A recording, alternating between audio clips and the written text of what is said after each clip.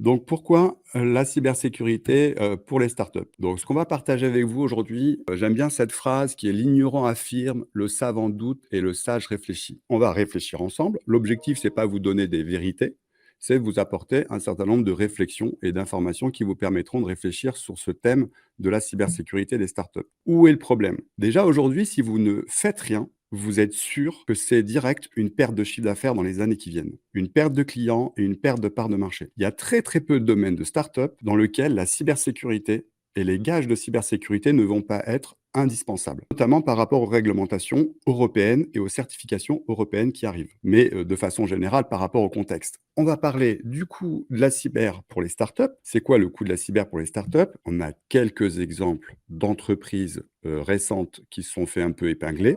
Mais c'est pas simplement, je dirais, que le coût, des amendes, parce que l'image de marque, parce que les investisseurs, toutes ces personnes qui vont quand même être impactées par ces événements et ces attaques. Donc très important de se mettre en conformité par rapport à la réglementation, par rapport à la cybersécurité. Ça, c'est le premier point. Tous ces chiffres-là, vous les connaissez. 6 mois pour détecter une violation de données. Donc là, va falloir faire attention parce que si vous avez aucun moyen de détecter une attaque ou une intrusion, 300 milliards d'euros, ça peut être 1 000 milliards d'euros, peu importe. On voit qu'il y a une explosion du coût de la cybersécurité, du coût des attaques. Beaucoup d'attaques aujourd'hui concernent les PME, de plus en plus. Pourquoi? Parce que les grands groupes, les OIV, les OSE, les entreprises importantes de l'État, que ce soit en France ou en Europe, sont de plus en plus protégées. Et pour atteindre ces différentes grandes entreprises, ils vont cibler les PME, les sous-traitants. C'est pour ça qu'aujourd'hui, tous les grands groupes, vous travaillez pour des grands groupes bancaires, vous travaillez pour des grands groupes, de la cyber, de la technologie. Ils vont vous imposer dans les années qui viennent, et ça va être obligatoire, la mise en place d'un SMSI. Alors c'est quoi cette barbarie? C'est quoi ce SMSI? Le SMSI, c'est le système de management de sécurité de l'information. En gros, vous en avez peut-être entendu parler, c'est ce qui va vers une certification ISO 27001. Donc on va voir, et ça va être un des thèmes qu'on va développer. La cybersécurité, c'est bien, mais sans preuve, sans rendre compte, bah, en fait, ça sert absolument à rien. Enfin, ça sert à vous protéger, mais ça sert pas à vos clients parce qu'ils vont quand même devoir venir vous envoyer des questionnaires, vous auditer. Donc, voilà, donc c'est très important à prendre en compte cette partie-là. Donc oui, il y a une pression qui est très importante par rapport aux startups et aux PME. Protection des données sensibles, éviter les fuites de données parce que si vos clients, effectivement, il y a des fuites de données, ben, ils vont pas rester. S'il y a ce risque-là ou si c'est arrivé, ils ne vont pas rester. Surtout que beaucoup de startups, naviguent dans des départements un peu sensibles, que sont les données, RH, les données financières. Donc là, c'est effectivement très important. Le respect de la réglementation. Si vous voulez être suivi par vos investisseurs, si vous voulez être suivi par vos partenaires, par vos banques, par vos assurances, il va falloir respecter de façon précise la réglementation. Et la réglementation, en matière de sécurité et de données évidemment, c'est un point très important de la cybersécurité. Protection contre les attaques. C'est évident que, c'est indispensable aujourd'hui pour une entreprise qui est, principalement dans le cloud, de se protéger contre les cyberattaques, qui visent de plus en plus les entreprises, les petites entreprises. Et pour une start-up, c'est indispensable, la protection de la propriété intellectuelle. En effet, si ça, vous le perdez, pour une start-up ou un éditeur de logiciels, vous perdez quasiment votre cœur de métier. Ensuite, ce que je disais un peu au départ, et je reviens là-dessus maintenant, c'est les parties prenantes. Les grands groupes, les clients, les assurances qui vont vous demander d'être sécurisés. Quand il faut décoder, en fait, ça veut dire quoi? Ça veut dire que vous êtes obligé de passer des certifications, de vous mettre en conformité avec un certain nombre de normes. En Europe, en France, ça va être l'ISO 27001, le HDS pour les données de santé et un certain nombre de certifications dans le domaine de la facturation électronique, par exemple. Donc, ce qu'il faut prendre en compte vraiment dans votre démarche et dans la prise de conscience qu'on voudrait opérer aujourd'hui, c'est que le cadre réglementaire et normatif européen, puisque en fait c'est ça qui va jouer demain dans le cadre économique européen, c'est le cadre de certification européen et français et européen, ben, mène finalement à des certifications obligatoires pour quasiment toutes les entreprises qui traitent des données sensibles, donc quasiment toutes les startups.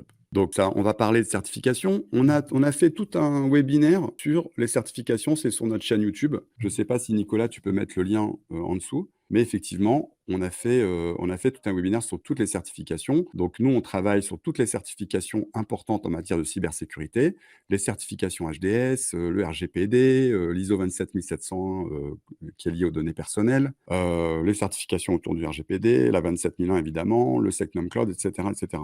Donc si vous voulez des conseils par rapport à ça, n'hésitez pas à nous contacter. Vous nous laissez un petit commentaire dans le chat, vous nous envoyez un petit mail et on y répondra. Si aussi vous cherchez des solutions SaaS open source pour traiter ces problématiques de cybersécurité, pareil, contactez-nous. On a des bonnes idées, des bonnes pratiques, des bons retours d'expérience par rapport à ça, que ce soit pour mettre en place des SMSI ou pour mettre en place de la sécurité. Maintenant, on va se poser une question. C'est quoi un bon système de cybersécurité? Donc nous, chez Filagile, on a des principes qu'on va déployer dans les projets. Donc par exemple, c'est trouver des solutions simples.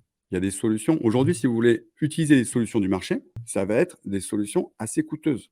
Pourquoi? Parce que vous allez rajouter un SIEM, vous allez rajouter un SOC, vous allez rajouter un antivirus, et cetera, un outil qui va gérer le spam et tout ça, c'est des outils un peu différents, des entreprises différentes. Vous allez briquer ça et ça va faire quelque chose de très coûteux et de très difficile à maintenir parce qu'il y a pas de cohérence. Donc on va aller chercher des solutions open source qui vous permettent beaucoup plus de maîtrise et beaucoup plus de souveraineté par rapport aux outils. En parallèle de votre programme de cybersécurité dont on va parler tout de suite avec Nicolas qui va nous présenter les différentes actions à mettre en place, il faut travailler la conformité. En effet, ça sert à quoi de mettre en place un programme de cybersécurité? Vous êtes protégé, certes, mais déjà, vous n'en êtes même pas sûr parce que vous n'êtes pas forcément audité et en plus, vous ne pouvez pas en rendre compte. S'appuyer sur des process, ça c'est très important. Disposer de méthodes, de process, on va vous parler de ça dans la deuxième partie, et ne pas réinventer. Si vous nous contactez, nous on travaille avec beaucoup de startups et on fait beaucoup de partage, de mise en relation et de retour d'expérience par rapport à ces différentes démarches. Et on voit que les entreprises qui y vont seules